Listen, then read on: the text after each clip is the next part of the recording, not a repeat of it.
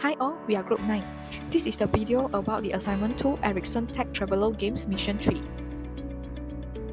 Okay, I am SYAHIRAH. So for the introduction of this topic, in the early 90s, telecommunication network is changing towards digital world. With the rapid advancement in this field, several telecommunication components such as transmission line and switching has been using digital signal in their operation. So if you can see in the picture, analog signal, and then we want to convert to digital signal. So what are the advantage of DM?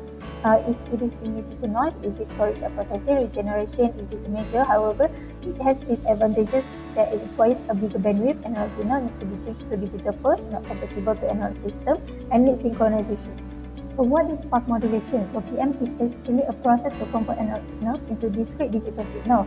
So there are some techniques to do it. For analog PM, will be discussed later. This is pulse amplitude modulation, pulse rate modulation, and pulse position modulation. For digital PM, is pulse code modulation and delta modulation. So in pulse modulation, there are sampling, quantization, and coding. So quantizer converts continuous analog signals into discrete digital signals by assigning specific digital values or levels to the analog signal's amplitude.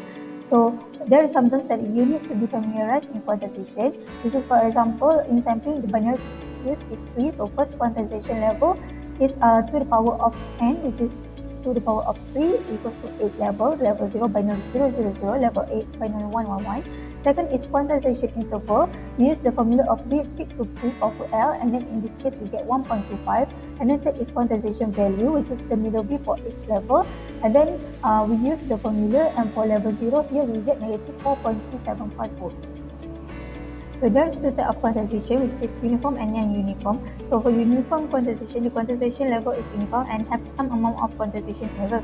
As you can see in the figure, the step size is all the same, while for the non-uniform quantization level is unequal, as you can see in the picture, and it reduces quantization error. So quantization error, maximum magnitude is 1/2 of the voltage of the maximum step size, and you can use the formula of less significant bit voltage over 2 to find the gain.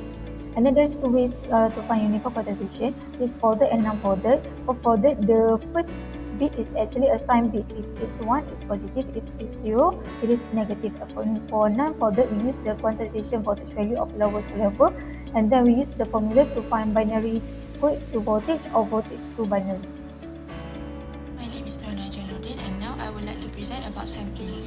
Sampling is a process aims to convert the analog signal into discrete form by obtaining samples of the information signal which represent the characteristic of the signal. There are 3 types of sampling, which are ideal sampling, normal sampling, and flat top sampling. Next is sampling theorem. Sampling theorem is an analog signal or continuous time signal that can be reconstructed from its sample. The maximum frequency in the signal must be at least twice the sampling frequency. Sampling theorem is also known as Nippus channel. To convert analog signal to digital signal, it must pass through an AD converter, which includes sampler, quantizer, and coder. Now I would like to present about pulse amplitude modulation, or PAM. PAM is the amplitude of a series of pulses is varied in proportion to the instantaneous amplitude of an input signal.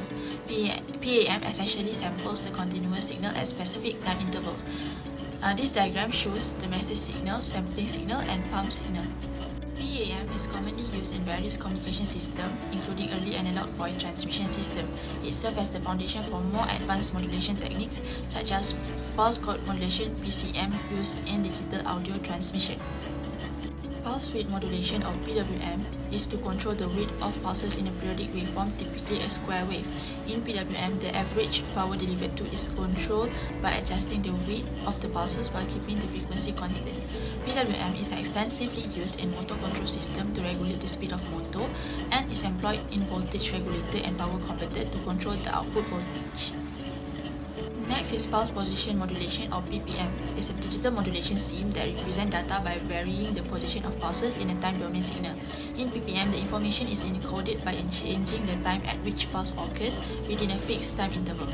PPM has been used in various applications, including optical communication system, wireless communication, and radar systems.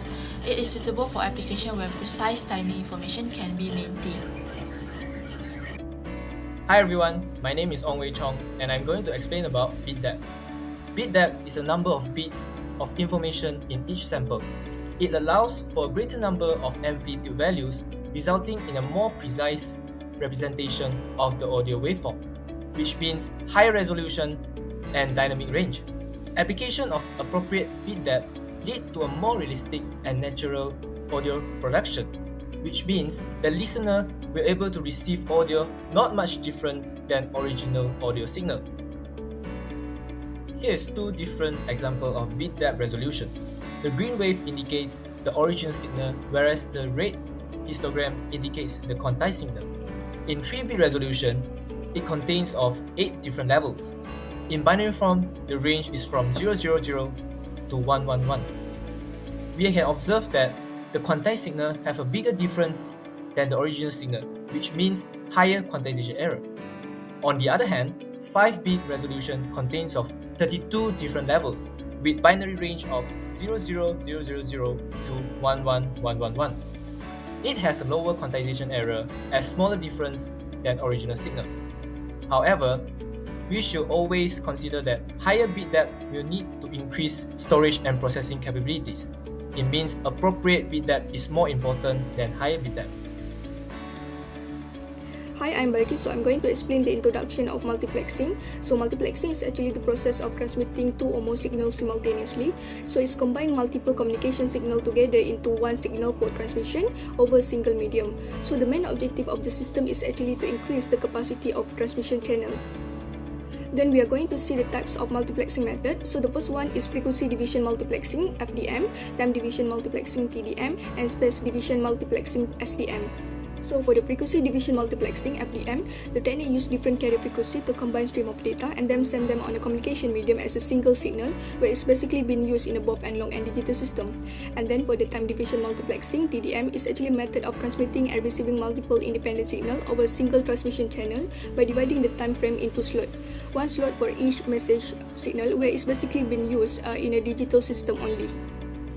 For the space division multiplexing (SDM) is actually a physical separation of transmission antennas that is used to deliver simultaneously different data stream. The advantages of multiplexing are it consists of high transmission speed, improved cable management and reduced cost, improved work efficiency, and transmit a large number of signal to a single medium. So these are the application of multiplexing which are being used in the telegraphy, digital broadcasting and analog broadcasting. Hi, my name is Yi Ying. For the recent advancement of digital communication, the most popular advancement will be the 5th generation technology 5G. The faster data speed will help to shorten the downloading or streaming time, while the lower latency of 5G provides a good real-time response and it is usually applied during online games. The better connectivity of 5G will enable more stable connection, especially in urban areas which have a massive amount of users. The high capacity of 5G is able to support more devices simultaneously, and last but not least, 5G also boosts innovative applications by opening up more possibilities in various fields such as healthcare and transportation. Next subtopic will be misconception on digital communication, and it can be divided into 4 perspectives. The first will be health. Cellular base station will affect human health, such as causing cancer. In fact, it will not bring any harm to human, but ensure human life to be more convenient. The second one will be safety. Many people believe that digital communication is always secure. However, there are still risks that our personal information may leak through the platforms such as messaging or emailing. Third point will be legal. Some people assume that laws do not apply on virtual activity, but in reality, legal consequences can be arise based on where the user and the affected parties are located. The last point will be cultural issues. Some people believe that technology can replace traditional cultural practices. Traditional cultural practices can never ever be replaced, and it must be acknowledged from generation to generation in the future. As a conclusion, pulse modulation is a key technique used in digital communication which transmit digital information.